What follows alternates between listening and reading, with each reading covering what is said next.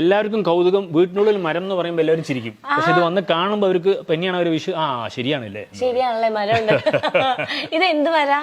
ഇത് പാരിജാതത്തിന്റെ വകഭേദത്തിൽപ്പെട്ട ഒരു ഇതാണ്. പവിഴമല്ലി, പാരിജാതം, ആ ഒരു ടൈപ്പാണ്. നല്ല ഫ്രേഗ്രൻസ് ആണ്, ലവ്ലി ഫ്രേഗ്രൻസ് ആണ്. രാവിലെ ആകുമ്പോൾ ഫുള്ള് ഇങ്ങനെ വീണ് കിടക്കുന്നുണ്ട് അവിടെയൊക്കെ. ഓ വാവ്.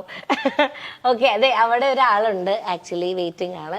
ചേച്ചി ഓടി വാ. എന്റെ വൈഫ് അനിത. ചേച്ചിയോട് ഞാൻ ചോദിച്ചു, ചേച്ചി ഇന്ന് ജോലിക്ക് പോകണ്ടേ? ചേച്ചി പറഞ്ഞു നോ പ്രോബ്ലം, നമുക്ക് സംസാരിക്കാൻ സമയം കഴിഞ്ഞിട്ട് പോയാൽ മതി. Okay, how are you?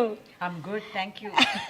Okay, ഇപ്പം ചേട്ടൻ പറഞ്ഞു ചേട്ടൻ മലയാളം പഠിച്ചത് ചേച്ചിയോട് പഞ്ചാര അടിക്കാനും കൂടെയാണെന്ന്. എങ്ങനെയായിരുന്നു ചേട്ടൻ പണ്ട് ആ ഒരു പഞ്ചാരടിയിൽ മോശമല്ല എന്നാണ് പറഞ്ഞത്? ചേച്ചി പറ. ഞാൻ സത്യം പറഞ്ഞോട്ടെ? ഓ പറഞ്ഞു.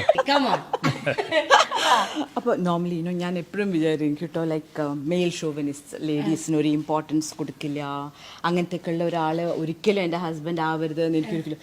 എന്നെ ഭയങ്കര he use to treat me with കുറേ റെസ്പെക്റ്റും സ്പെഷ്യൽ അറ്റൻഷൻ തരുന്നു. അപ്പം ഞാൻ അതിൽ വീണുപോയി. പിന്നെയാണ് അറിയണത് എല്ലാ ഗേൾസിനോടും അവൻ അങ്ങനെയാണെന്ന് ഞാൻ പിന്നെ മനസ്സിലാക്കി. പക്ഷേ കുഴപ്പമില്ല, ഹീസ് ഓക്കെ. പാസ് മാർക്ക് തരാം, ആന്റിക്ക് ആയിട്ടില്ല. എത്ര വർഷത്തെ റിലേഷൻഷിപ്പ് ആണ് നിങ്ങള്? ഇപ്പൊ മാരേജ് കഴിഞ്ഞിട്ട് 30 years നോ? 32 years. അതിനു മുമ്പ് ഞങ്ങൾ പരിചയപ്പെടുന്നതും ഞാൻ സ്റ്റേജിൽ പാടുമ്പോഴാണ് ഇവിടെ എന്നെ ആദ്യമായിട്ട് കാണുന്നത്. എനിക്ക് വെസ്റ്റേൺ ബാൻഡാണ്, ഞാൻ ലീഡ് വോക്കലിസ്റ്റ് ആയിരുന്നു 10 വർഷം, പ്രൊഫഷണൽ വെസ്റ്റേൺ ബാൻഡ്. അപ്പോൾ ഇവരുടെ കോളേജിൽ ഫണ്ട് റേസിങ്ങിന് വേണ്ടിയിട്ട് ഞങ്ങളുടെ ബാൻഡിനെ വിളിച്ചു. എൻ്റെ അനിയത്തി അവിടെ പഠിക്കുന്നത് ആ കോളേജിൽ, മേഴ്സി കോളേജ്.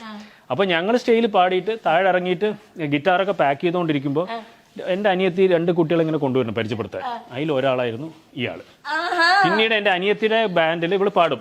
അപ്പോൾ ആ ബാൻഡിൽ പാടാൻ തുടങ്ങി, പ്രാക്ടീസ് ഒക്കെ ഇവിടെ നടക്കാൻ തുടങ്ങി. അപ്പോൾ നല്ല പ്രാക്ടീസ് ഒക്കെ ആയപ്പോൾ വീട്ടിൽ തന്നെ കൂടാൻ വിചാരിച്ചു.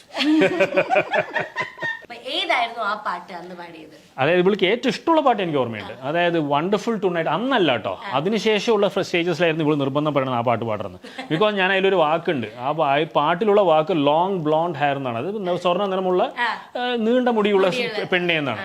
ഞാൻ അതിനെ മാറ്റി, ഇവൾ ഓഡിയൻസിലുണ്ടെന്ന് അറിഞ്ഞാൽ അങ്ങനത്തെ സ്റ്റേജിലൊക്കെ ഞാൻ ഷോർട്ട് ബ്ലാക്ക് ഹെയർ എന്ന് പറയും. ഇവൾക്ക് വേണ്ടി മാറ്റും. അപ്പോൾ അവൾ അതിന് വേണ്ടി വെയിറ്റ് ചെയ്യും.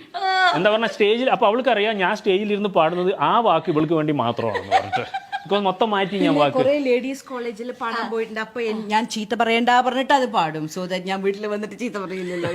അല്ല, അവിടെ ഞാൻ ലോങ് ബ്ലോണ്ട് തന്നെ പറയും, ബ്ലാക്ക് പറയില്ല. ബിക്കോസ് അവൾ അവിടെ ഇല്ലല്ലോ.